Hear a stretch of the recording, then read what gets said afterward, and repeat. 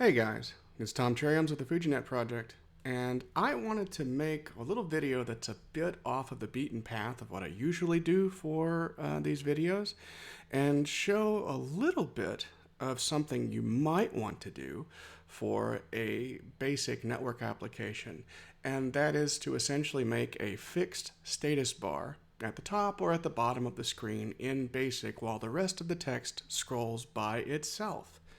And this is actually possible using a bit of display list magic. We'll start by going ahead and mounting an example that we currently have sitting in Atari Apps in progress. I'm going to apologize here. I need to actually turn down my monitor ever so slightly. And I have right here a statusbar.atr. It might be here, it might not. If it changes, we'll take and make a note of it. And we'll take and mount that in drive 2 because it's by itself. And we will actually take and mount a DOS. Any DOS will do. I'm going to use standard 2.0S.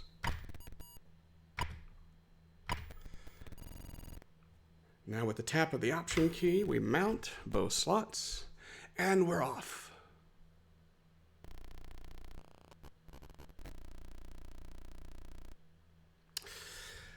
Now the program itself is on drive 2 now, and it's called statebar.basic.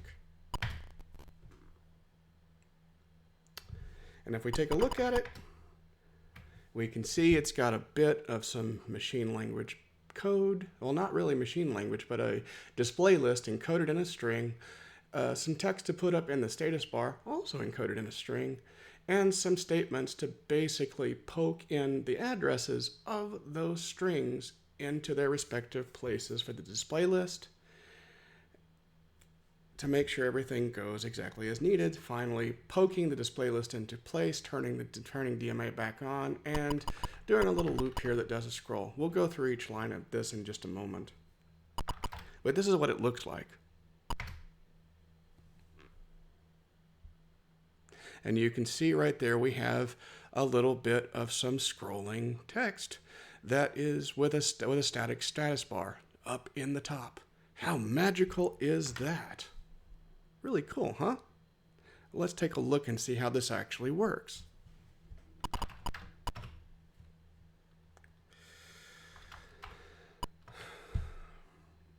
So the first thing that we do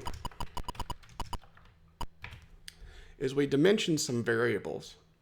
The first being the space for the display list, about 40 bytes for that, and some space to hold the 2 lines of status information, approximately 80 characters. It turns out we need one more than that, so 81. We then take and we define what is essentially a display list right here. And this looks like random characters. And it looks like, but it's not. This is actually what a display list, if you were to print out a display list in memory, this is what that display list would actually look like.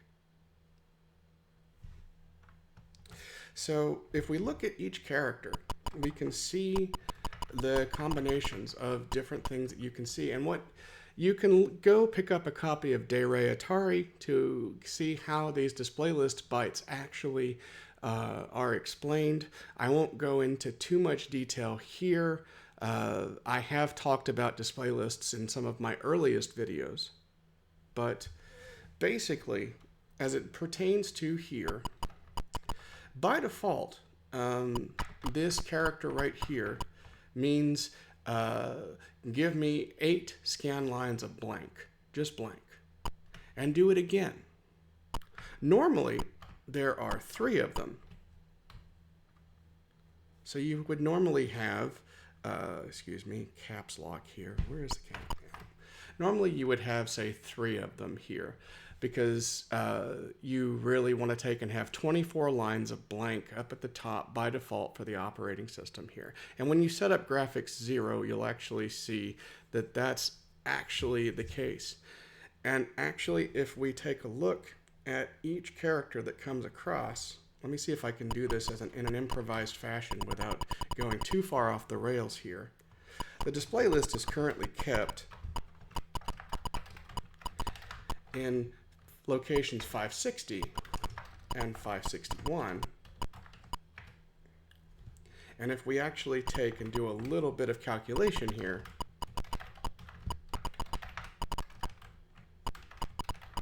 we can get the actual display list here at 39968.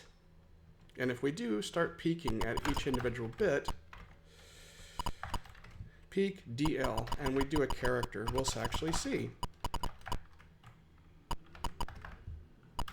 peek DL. And you'll see, hey, there's a P right there. And there's the first blank bit.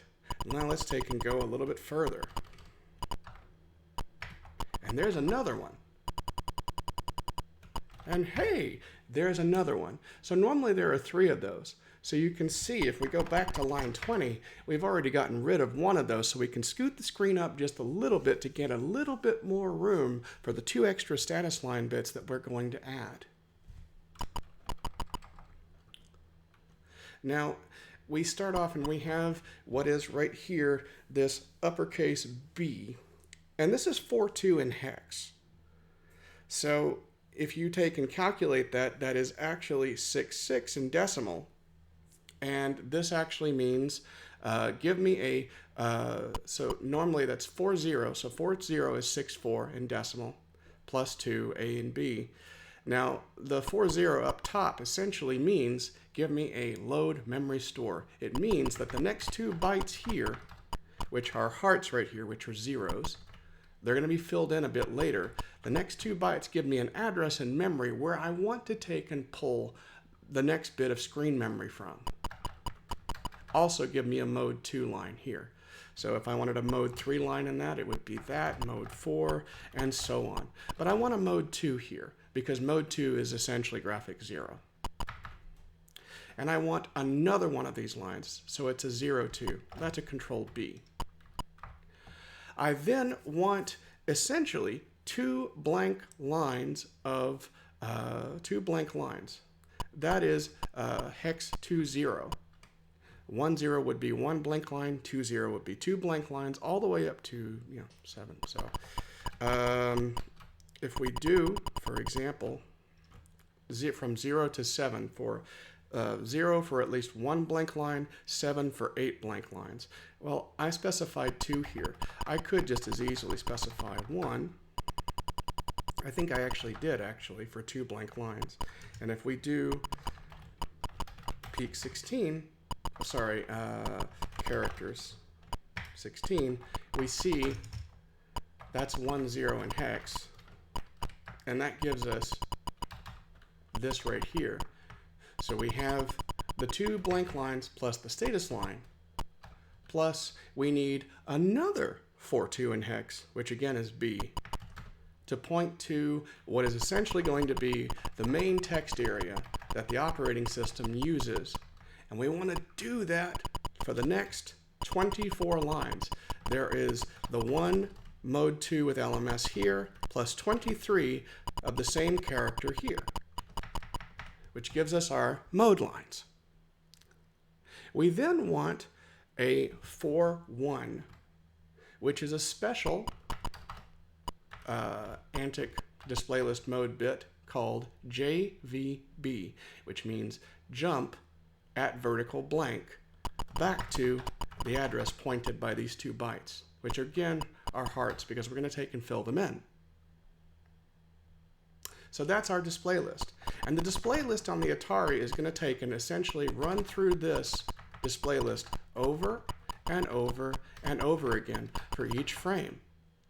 But it gives us a framework, and it gives the Atari the framework of saying, okay, what am I going to display on the screen, and where in memory is that going to come from? But as it turns out, this display list can come anywhere, can be placed anywhere in memory, including inside of a BASIC string. All you have to do is take the values that you would normally put in memory and convert them to characters. And you can put them in a string very easily and conveniently.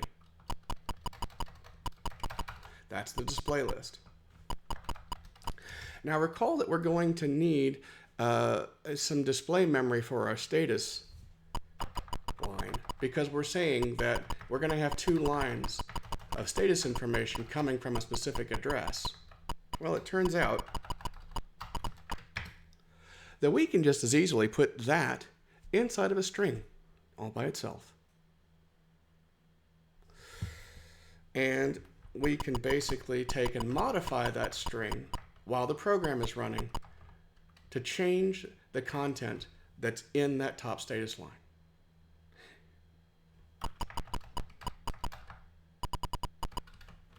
And we'll see how we use that in just a minute. We follow that up by the rest of the program. And the rest of the program essentially does the work of filling in those blank areas that we left in the display list to point to the various bits of information. Recall that the top bit of the display has the status area. We need to say where that status area is going to come from. And we do that by using ADR, which gives us the address of a particular variable.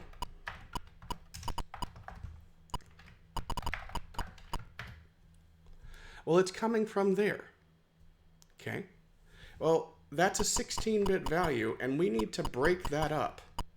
So the best way to break that up is to calculate the value of that address. And we'll just do that here. Bam. So there we have the page in, we have the offset of the page in memory where that's going to set. Okay? We also need to take and calculate the appropriate page in memory.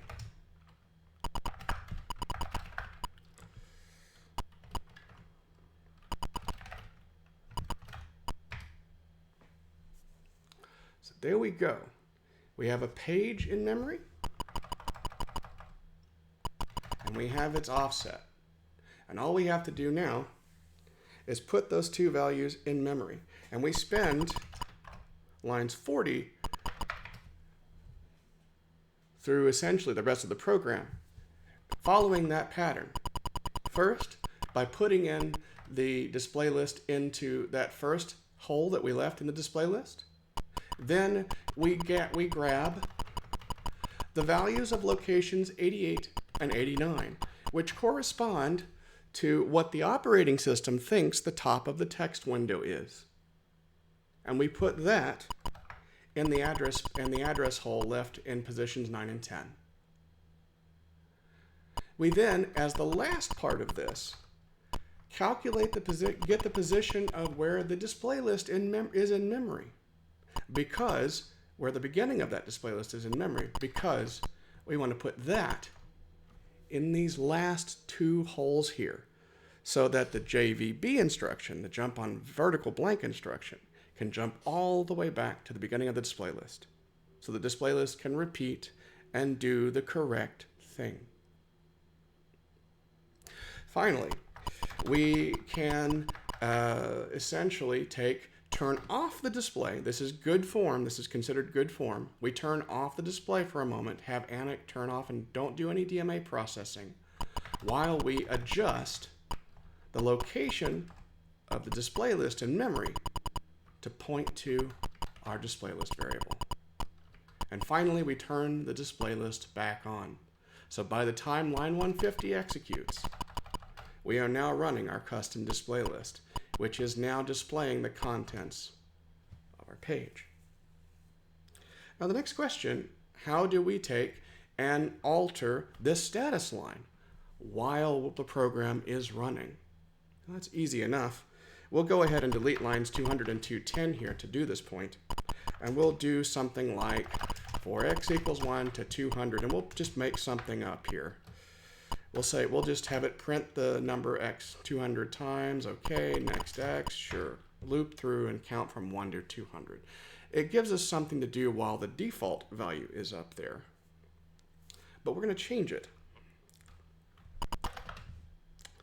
And after this is finished, we need to change this value to something else. I will alter these values in just a moment.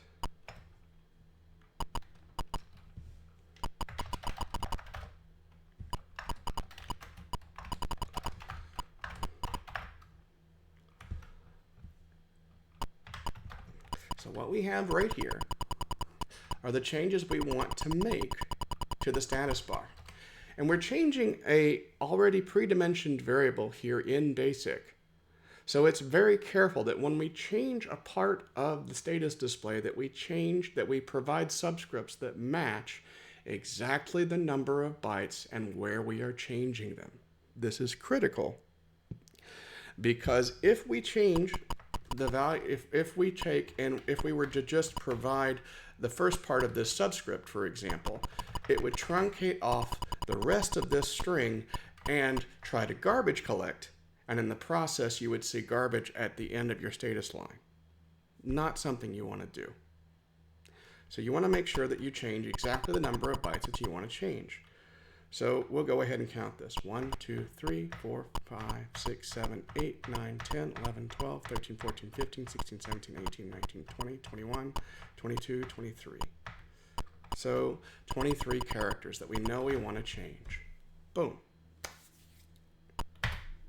So that gives us our new status bar, and just so that we don't leave the program, we'll kind of just sit there at the end of the program. And you'll see the results here in just a moment. So here we go. Boom. Testing. We count up. And when we get to 200, the status bar is changed. And this can happen at any point while the program is running. Now you may have noticed, especially up here, for example, you'll see that I'm sticking to lowercase here, and I'm using hearts to represent the blank spaces. That's because the values in this variable correspond to screen codes. The operating system is not managing this part of the screen.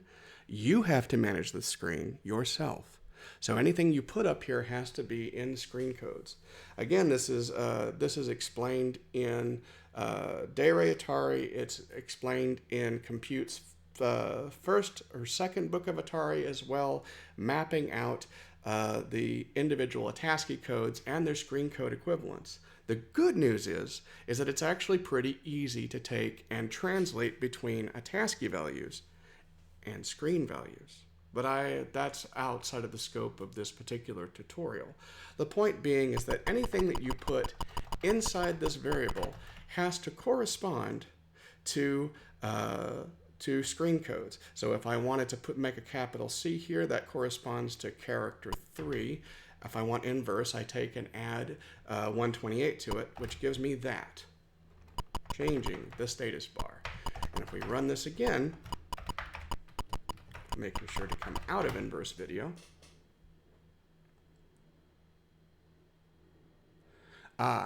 Okay, so you can see, all right, so slightly wrong there, but you can see you have to do a little bit of work. It takes a little bit of practice to get the correct screen codes. I'm wondering if I do this, will it give me the correct bits? Let's find out.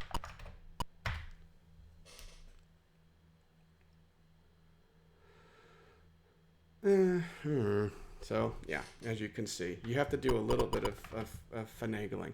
But this gives you a status bar that you can change and manipulate, completely independent of the operating system screen. And it does it by basically giving a custom display list, which cuts a few holes in and expands the size of the screen ever so slightly to fit a couple of extra lines. And then gives you a little bit of display memory in the form of a string that you can modify to do it.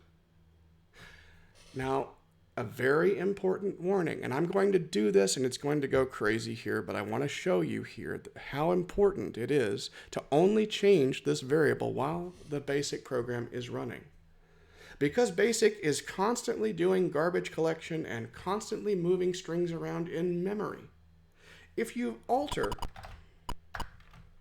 this value in immediate mode, see, I'm doing the same exact thing that was done inside the program, except now I'm doing it outside in immediate mode. BASIC is going to try to reallocate the string somewhere else in memory, probably over the top of your display list here.